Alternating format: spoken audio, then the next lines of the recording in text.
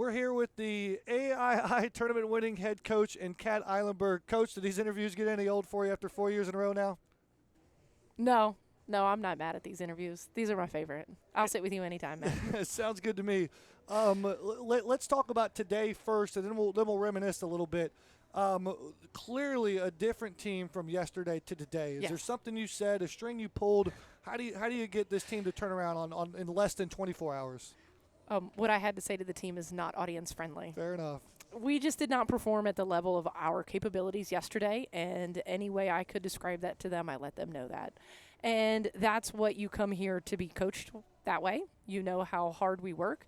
You know that expectations are privilege and pressure is privilege. And so you are fortunate to be a part of something that does expect you perform your best every day.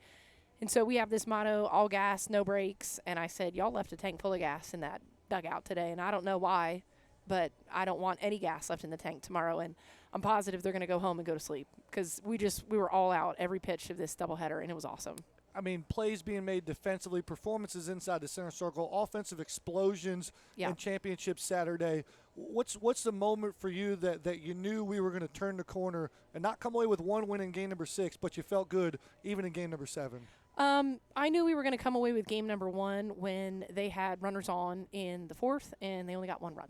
And so I knew Piper was dialed in, and that's vintage Piper from her freshman year and parts of her sophomore year that I knew she had that in her, and she does too.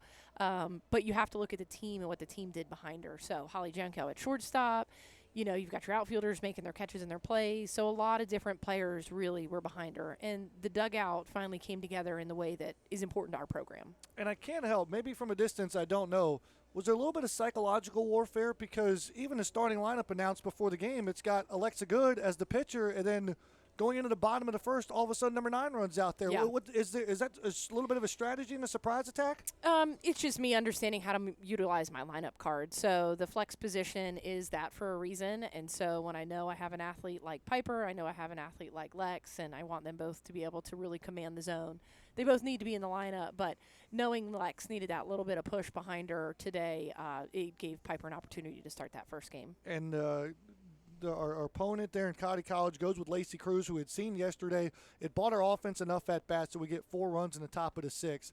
And then going into game number 7, you give the ball to Alexa Good, who's got a no-hitter going into the 6th. I mean, this is what you get out of her when you give her the ball in this championship setting. Has this raised the bar of expectations moving forward, even for her? It simply is the standard she's been setting all season. And so, of course, it raises the bar. It lets you know that we expect that you're going to come out and compete and leave us an opportunity to play defense behind you.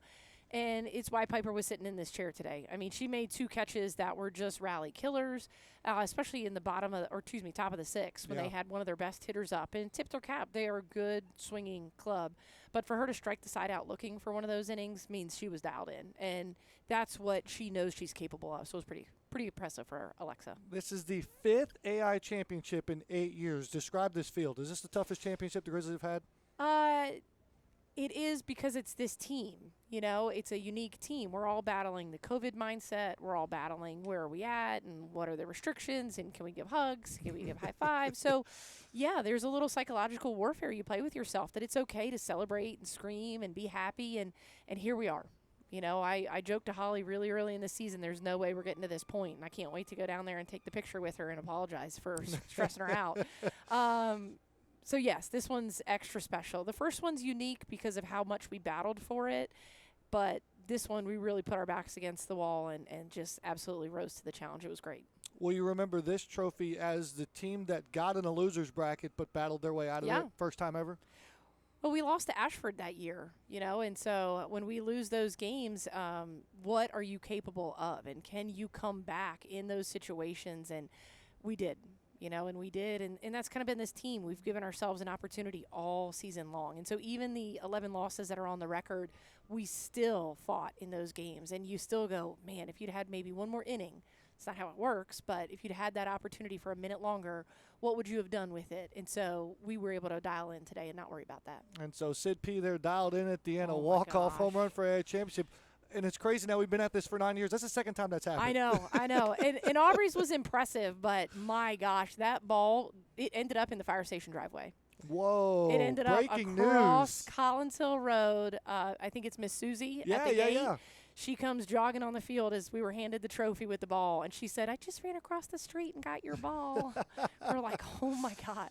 Well, hopefully the Grizzlies can hit some more balls across the road in about a week from now, May 17th. We know we're going to host. We know we're going to play right back on our field. Are we going to be a 1 seed?